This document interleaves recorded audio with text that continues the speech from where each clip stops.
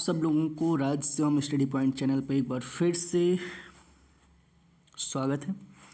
तो चलिए आज की इस वीडियो में हम एक बार फिर से शुरुआत करते हैं अपने चैप्टर की तरफ। और आज का हमारा जो टॉपिक होगा वो होगा वैदिक संस्कृति। वैदिक संस्कृति की जो कार्यकाल मानी जाती है, उसका जो पीरियड माना जाता है वो माना जाता है 1500 ईसा पूर्व से 600 ईसा पूर्व। ईसा पूर्व का मतलब मैं आपको सबसे पहले बता दूं, ईसा पूर्व का मतलब जैसे इस वक्त चल रहा है 2023, तो 2023 में यीशु मसीह जो क्रिश्चियन धर्म के जो वो थे पैगंबर मान लीजिए, जो क्रिश्चियन धर्म की स्थापना करने वाले थे ईसा मसीह, उनका जन्म आज से 2023 साल पहले हुआ था। ठीक है, तो यीशु मसीह के जन्म से पहले, ठीक है, तो ईसा मसीह के जन्म के 1500 साल पहले वैदिक संस्कृति की उत्पत्ति हुई और उनके जन्म के 600 साल पहले तक वैदिक संस्कृति का समय माना जाता है, उस पीरियड को माना जाता है। तो आज के इस टॉपिक में हम बात करेंगे वैदिक संस्कृति के ही बारे में। तो आज का और इस क्वेश्चन में हम कोशिश करेंगे कम से कम 80+ क्वेश्चंस, ठीक है, 80+ क्वेश्चंस हम इसमें आपको आज प्रोवाइड करेंगे, तो हमारे साथ बने रहिएगा। पहले क्वेश्चन की तरफ बढ़ते हैं। हमारा जो पहला क्वेश्चन है, पूर्व वैदिक या ऋग्वैदिक संस्कृति का काल किसे माना जाता है? तो पूर्व वैदिक या ऋग्वैदिक संस्कृति का जो काल है, जो पीरियड है, वो है 1500 ईसा पूर्व से 1000 ईसा पूर्व तक। उत्तर वैदिक संस्कृति का जो काल माना जाता है वो है 1000 ईसा पूर्व से 600 ईसा पूर्व तक। तो ये पूर्व वैदिक और उत्तर वैदिक इन दोनों को मिला करके बन गया है वैदिक संस्कृति, ठीक है, जो कि 1500 से लेकर के और 600 ईसा पूर्व तक माना जाता है। अभी बात समझ में आई? आगे बढ़ते हैं। आर्य शब्द का जो शाब्दिक अर्थ हो उसका मतलब होता है श्रेष्ठ। श्रेष्ठ लोग, जो आर्य थे उस वक्त के जो लोग थे उनको आर्य कहा गया, और वो लोग, आर्य का मतलब होता था श्रेष्ठ या फिर कुलीन। अच्छा, इसमें से कौन सी फसल के बारे में आर्य लोगों को नहीं पता था? ठीक है, वैदिक काल के लोगों को नहीं पता था, तो तंबाकू के बारे में वो लोग नहीं जानते थे। तंबाकू जो कि आज का टोबैको होता है। आगे बढ़ते हैं। उत्तर वैदिक काल के वेद विरोधी और ब्राह्मण विरोधी धार्मिक अध्यापकों को किस नाम से जाना जाता था? यानी वे अध्यापक जो ब्राह्मण विरोधी थे और वेद विरोधी थे, जैसे आज भी हैं, उन लोगों को श्रमण कहा जाता था। वैदिक गणित का महत्वपूर्ण अंग है शुल्व सूत्र। शुल्व सूत्र जो है वो वैदिक गणित का महत्वपूर्ण अंग है। किस वेद में प्राचीन वैदिक युग की संस्कृति के बारे में सूचना दी गई है? तो ऋग्वेद में। वेद कितने हैं वैसे? वेद हैं 4। कौन कौन से? ऋग्वेद, सामवेद, यजुर्वेद और अथर्ववेद। उत्तर वैदिक काल में लिखे गए ग्रंथों का सही क्रम है। उत्तर वैदिक काल में जो ग्रंथ लिखे गए उनका सही क्रम कौन कौन सा है? सबसे पहले वेद है, फिर ब्राह्मण, आरण्यक और उपनिषद। ठीक है, 18 उपनिषद, 4 वेद, फिर ब्राह्मण और आरण्यक। वेदों की संख्या कितनी है? 4 बता दिया गया। कौन से 3 वेद संयुक्त रूप से त्रयी या वेद त्रयी कहलाती है? तो ऋग्वेद, यजुर्वेद और सामवेद। अथर्ववेद बाद में आया। ठीक है। भारत के राज्यचिन्ह में प्रयुक्त होने वाले शब्द सत्यमेव जयते किस उपनिषद से लाया गया है? ये मुंडक उपनिषद से लाया गया है। ठीक है, 18 उपनिषदों के बारे में मैं कभी आपको बता दूंगा किसी और वीडियो में। ठीक है, वो 18 उपनिषद कौन कौन से? उस उपनिषद में एक उपनिषद है मुंडक उपनिषद, उसमें सत्यमेव जयते जो है उस उपनिषद से लाया गया है। ऋग्वैदिक आर्यों का मुख्य व्यवसाय था पशुपालन। ठीक है, जैसे हड़प्पा सभ्यता वालों का जो मुख्य व्यवसाय था वो क्या था? व्यापार। ठीक है, वैसे ऋग्वैदिक आर्यों का मुख्य व्यवसाय क्या था? पशुपालन। उसके बाद आगे बढ़ते हैं। भारतीय संस्कृति का आदि ग्रंथ कहा जाता है। भारतीय संगीत का आदि ग्रंथ कहा जाता है सामवेद को। प्रथम विधि निर्माता कौन है? मनु और शत्रुपा के बारे में हम बहुत कहानियाँ सुनते हैं। कृष्ण भक्ति का प्रथम और प्रधान ग्रंथ है। प्रथम प्रधान ग्रंथ कौन है? श्रीमद् भगवद गीता। ऋग्वेद में संपत्ति का प्रमुख रूप है गोधन। गोधन मतलब गाय जिसके पास हो, गाय सबसे बड़ा धन है। यह ऋग्वेद में संपत्ति का प्रमुख रूप। ऋग्वेद के किस मंडल में शूद्र का उल्लेख पहली बार मिलता है? तो शूद्र 10वें मंडल में शूद्र का उल्लेख मिलता है। पुराणों की संख्या 18 है। ठीक है,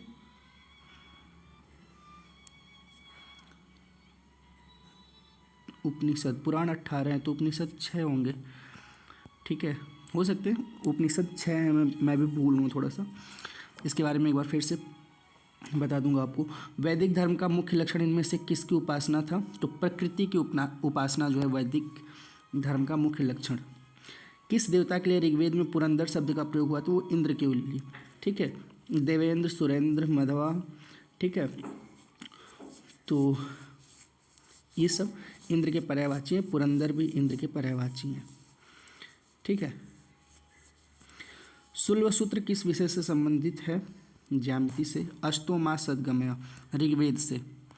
ठीक है, तमसो माह ज्योतिर्गमय, ये सब ऋग्वेद से लिया गया है।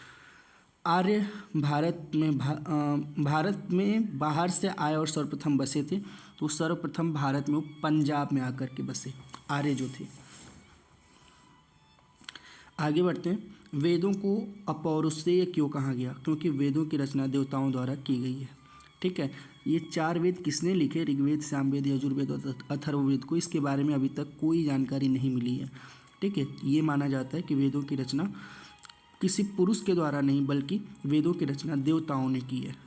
ठीक है, वैशेषिक दर्शन के प्रतिपादक हैं उलूक कणद। मीमांसा या पूर्व मीमांसा दर्शन के प्रतिपादक हैं जैमिनी। ठीक है, वेदांत या उत्तर मीमांस दर्शन के प्रतिपादक हैं बादरायण। ऋग्वेद का कौन सा मंडल पूर्णतः सोम को समर्पित है? 9वां मंडल, ये पूर्णतः सोम देवता को समर्पित है। प्रसिद्ध 10 राजाओं का युद्ध, दासराज युद्ध किस तट पर लड़ा गया? तो ये पुरुषणी तट पर लड़ा गया। धर्मशास्त्रों में भू राजस्व की दर क्या है? धर्मशास्त्रों में भू राजस्व की दर 1/6 है। 800 ईसा पूर्व से 600 ईसा पूर्व का काल किस युग से जुड़ा है? ब्राह्मण युग से। किस काल में अछूत की अवधारणा स्पष्ट रूप से उदित हुई? अछूत की अवधारणा तो स्पष्ट रूप से उदित हुई ये धर्मशास्त्र के काल में। एशिया माइनर स्थित बोगाज कोई का महत्व इसलिए है कि वहाँ जो अभिलेख प्राप्त हुए हैं उनमें 4 वैदिक देवताओं इंद्र, वरुण, मित्र, नासत्य को उल्लेख मिलता है। ठीक है, गायत्री मंत्र देवी सवित्री को संबोधित किस पुस्तक में मिलता है? ऋग्वेद में मिलता है। न्याय दर्शन को प्रचारित किया गौतम ने। प्राचीन भारत में निष्क से जाने जाते थे स्वर्ण आभूषण। ठीक है, निष्क नाम से स्वर्ण आभूषण को जाना जाता था। योग दर्शन के प्रतिपादक महर्षि पतंजलि हैं, ये सब लोग जानते होंगे। महर्षि पतंजलि योग दर्शन के प्रतिपादक हैं। संस्कृत के व्याकरण को भी 3 मुनि के रूप में माना जाता है। पहले हैं आपके पाणिनि। ठीक है, संस्कृत व्याकरण के भी 3 मुनि पाणिनि, उसके बाद से महर्षि वररुचि या कात्यायन नाम से जानते हैं उनको, कात्यायन या फिर वररुचि नाम से। जो तीसरे हैं वो हैं पतंजलि, जो योग के प्रतिपादक हैं। पाणिनि ने सूत्र भी लिखे, पाणिनि के 14 माहेश्वर सूत्र भी हैं। बताया जाता है कि सूर्य के शिव जो भगवान हैं उनके डमरू के आवाज़ हैं ये 14। ठीक है, अयून टिल्ली के ओणोज ये करके पूरा हल तक है। आरंभिक वैदिक साहित्य में सर्वाधिक वर्णित नदी है सिंधु। उपनिषद काल के राजा अश्वपति शासक थे कैकेय के शासक राजा अश्वपति थे। अध्यात्म ज्ञान के विषय में नचिकेता और यम का संवाद किस उपनिषद में मिलता है? तो कठ उपनिषद में आध्यात्म ज्ञान के विषय में नचिकेता और यम का संवाद मिलता है। वैदिक नदी कुंभा यानी काबुल का स्थान कहाँ निर्धारित होना चाहिए? तो काबुल अफगानिस्तान में है। ठीक है, वहाँ पे वैदिक नदी का स्थान निर्धारित होना चाहिए। कपिल मुनि द्वारा प्रतिपादित दार्शनिक प्रणाली है तो सांख्य दर्शन। कपिल मुनि द्वारा प्रतिपादित दार्शनिक प्रणाली है सांख्य दर्शन। भारत के किस स्थल की खुदाई से लौह धातु के प्रचलन के प्राचीनतम प्रमाण मिले हैं? अंतरजी खेड़ा। किसका संकलन ऋग्वेद पर आधारित है? सामवेद का जो संकलन है वो ऋग्वेद पर आधारित है। भागवत प्रस्थान त्रय में शामिल नहीं है। मीमांसा कर्म का सिद्धांत संबंधित है। मीमांसा से कर्म का सिद्धांत मीमांसा से संबंधित है। चरक संहिता में चिकित्सा के बारे में लिखा गया है। चरक संहिता जो है चिकित्सा के बारे में उसमें विश्लेषण किया गया है। यज्ञ वगैरह का जो संबंध है वो यजुर्वेद से संबंधित है। यज्ञ में जो विधियां बताई जाती हैं पूजन पाठ करने की वो यजुर्वेद में लिखा गया है। ठीक है, ऐसे टोना जोगा जो करने के लिए बताया जाता है वो है अथर्ववेद में। ऐसे यज्ञ वगैरह के जो विधि विधान है वो यजुर्वेद में है। वैदिक योगीन सभा मंत्री परिषदीय थी। वैदिक युग में प्रचलित लोकप्रिय शासन प्रणाली थी गणतंत्र, जो आज का है ना भारत में, वैसी वैदिक युग में ये प्रचलित लोकप्रिय शासन प्रणाली थी। सबसे प्राचीन वेद ऋग्वेद है और सबसे बाद का वेद अथर्ववेद है। कौन भारतीय दर्शन के आरंभिक विचारधारा है? सांख्य। सांख्य, योग, न्याय, वैशेषिक, मीमांसा एवं वेदांत, इन 6 भिन्न भारतीय दर्शनों की स्पष्ट रूप से अभिव्यक्ति हुई वैदिक युग में। ऋग्वेद के किन 6 मंडलों में वंश मंडल, गोत्र मंडल कहा जाता है? तो दूसरे मंडल में और 7वें मंडल तक, दूसरे मंडल से 7वें मंडल तक ऋग्वेद के 6 मंडलों में वंश मंडल या फिर गोत्र मंडल कहा जाता है। ठीक है, 2, 3, 4, 5, 6 और 7। ठीक है, ये जो 6 है, ये 6 मंडलों को वंश मंडल या गोत्र मंडल कहा जाता है। किस वेद में जादुई माया और वशीकरण का वर्णन मिलता है? तो मैंने आपको बताया अथर्ववेद में। आर्य शब्द इंगित करता है श्रेष्ठ वंश को। ठीक है, जो कुलीन, उनको आर्य शब्द इंगित करता है। ऋग्वेद में कुल कितने मंडल है? 10 हैं। आर्य भारत में संभवतः आए मध्य एशिया में। ठीक है, कौन सा वेद अंशतः गद्य रूप में भी रचित है? यजुर्वेद। सभा और समिति प्रजापति की 2 पुत्रियां थी। इनका उल्लेख किस वेद में मिलता है? अथर्ववेद में। ऋग्वैदिक युग की प्राचीनतम संस्था कौन सी थी? विदत। ब्राह्मण ग्रंथों में सर्वाधिक प्राचीन कौन है? शतपथ। गोत्र व्यवस्था प्रचलन में कब आई? उत्तर वैदिक काल में। अनुलोम विवाह का अर्थ? उच्च वर्ण पुरुष का निम्न वर्ण नारी के साथ विवाह, ये अनुलोम विवाह का अर्थ है। प्रतिलोम विवाह तब माना जाता था जब उच्च वर्ण की नारी निम्न वर्ण के पुरुष के साथ विवाह कर लेती थी, तो प्रतिलोम विवाह होता था। वैदिक युग में यव कहा जाता था जौ को, जो जौ वो होता है अनाज, उसको यव कहा जाता था। व्रीहि शब्द चावल के लिए उपयोग हुआ है वैदिक काल में। अथर्व का अर्थ होता है पवित्र जादू। ठीक है, प्राचीनतम व्याकरण अष्टाध्यायी के लेखक कौन है? अष्टाध्यायी के लेखक पाणिनि है। अष्टाध्यायी। कौन सी स्मृति प्राचीनतम है? मनुस्मृति। आदि काव्य की संज्ञा किसे दी जाती है? तो आदि काव्य रामायण, जिसके रचयिता महर्षि वाल्मीकि हैं। प्राचीनतम पुराण है मत्स्य पुराण, सबसे पुराना पुराण है। ऋग्वेद में सबसे पवित्र नदी सरस्वती को माना गया है। वैदिक समाज की आधारभूत इकाई थी कुल कुटुंब। ऋग्वैदिक काल में उस सबसे प्रधान देवता की पहचान करें जिसकी स्तुति में 250 सूक्तों की रचना की गई, इंद्र के लिए।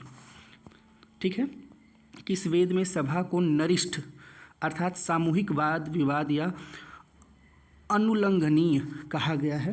अथर्ववेद। ठीक है, अथर्ववेद में अनुल्लंघनीय या फिर सामूहिक वाद विवाद के बारे में इस वेद में बताया गया है। किस रचना में नारी को सुरा पांसा के साथ 3 प्रमुख बुराइयों में शामिल किया गया? मैत्रायणी संहिता में। उत्तर वैदिक काल में किस देवता को सर्वोच्च स्थान प्राप्त था? प्रजापति को। संस्कारों की कुल संख्या 16 संस्कार हैं। 3 ऋण में शामिल नहीं है। मातृ ऋण, वो 3 ऋण में शामिल नहीं है। ऋग्वैदिक काल में संबंधित मृदभांड संस्कृति है गेरुवर्णी मृदभांड संस्कृति।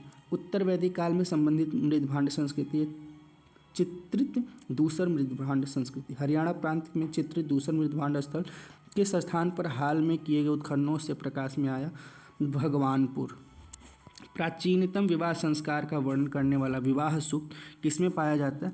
तो ये ऋग्वेद में पाया जाता है। ऋग्वेद में अघन्य वध योग्य नहीं है। ठीक है, शब्द का प्रयोग किसके लिए किया गया है? गाय के लिए। गाय जो है वो वध के योग्य नहीं है, गाय को मारना नहीं चाहिए, इसके बारे में हमें उल्लेख ऋग्वेद में मिलता है। ऋत यानी प्राकृतिक संतुलन स्थापित करने के कारण किस वैदिक देवता को ऋतस्य गोप कहा गया? वरुण को। कौन मूलतः जल या समुद्र का देवता है? वरुण।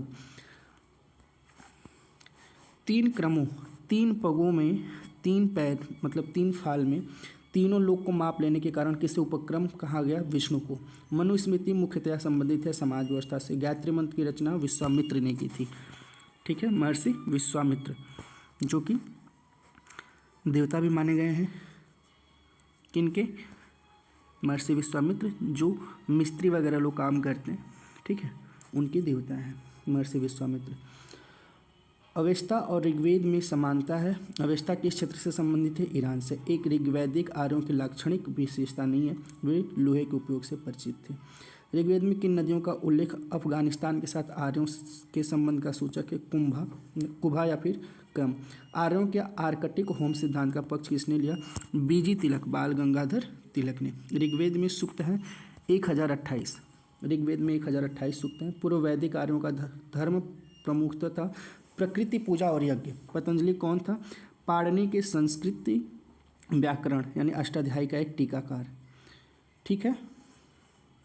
शतपथ ब्राह्मण से संबंधित राजा विदेश माधव से संबंधित ऋषि थे? ऋषि गौतम रहुगढ़।